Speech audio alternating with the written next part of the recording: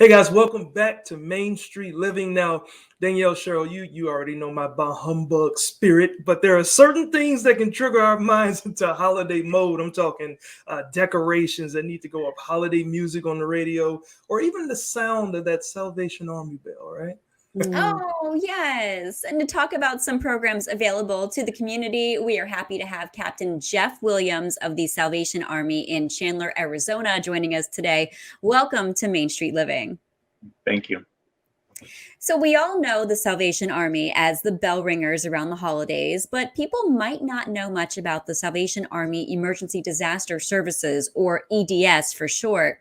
Captain, could you please tell us a little bit more about that? Of course, yes. The Salvation Army has been responding to major disasters in the United States for more than 120 years. And with units around the world, the Salvation Army is uniquely equipped to respond to any type of disaster. And because of our unique presence globally, we are often already in a community when a disaster strikes, and we are usually the last to leave. Well, you did just mention that you guys respond to any type of disaster. Could you expand on that a little bit? What types of disasters do you respond to?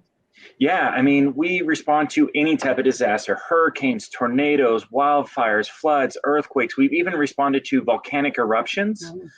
We help people facing the bitter cold in the winter conditions, all the way to the brutal summers. As you can imagine, extreme heat, it can be life-threatening out here where I'm at in Arizona. Yeah, I'm so glad that you provide those services. I'm a meteorologist myself, and I focus a lot on natural disaster preparedness. And a lot of the times, we say the preparedness message, but it still catches people off guard sometimes. So it's great that you're there to respond. And what does a Salvation Army EDS response typically look like? Well, when a disaster strikes, one of the first signs of help, we often, the arrival of the Salvation Army Mobile Feeding Unit, or a canteen, and we'll immediately begin to serve meals, snacks, drinks, hydration to survivors and first responders. We also help provide things like emergency shelter and household supplies. And since the Salvation Army usually has a unit based in the community or nearby, we will be there as long as we're needed to provide support for long-term recovery. It's so important to do. And I love that you talk about providing support. How important is it to just simply provide even a shoulder to lean on here? Yeah, we have been deployed quite a bit this season, and just being there present with people when they're in the midst of a disaster, just being able to hear their story and listen to what they have to say, and just being that comfort and reassurance for them is pretty big. Absolutely, absolutely. And you've been a part of so many disaster responses for the Salvation Army. What's something we wouldn't even think about that a disaster survivor might have to face when trying to recover from a disaster? Oh, goodness. Well, this last year has been kind of crazy. This last summer, I was deployed to Globe, and the Globe Miami area of Arizona. And I came across a gal who was digging in her front yard, and the flood had just come through, and all this dirt and debris had come in, and it lifted her shed. Well, out there, her shed was also her washroom. And I didn't realize she was trying to dig out her tools and her washer and dryer that was at least 5 feet below the dirt.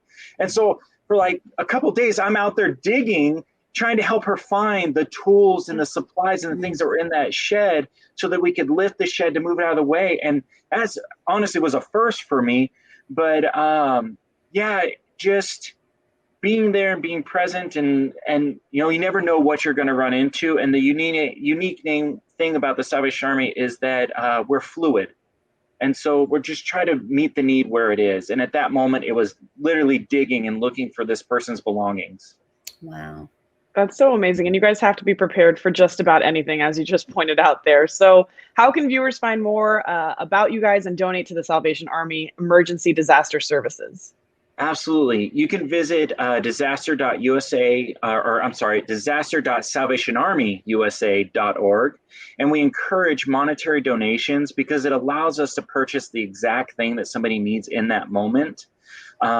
And the money is used to buy items locally to help support the local economy and help people recover and communities recover quickly from a disaster.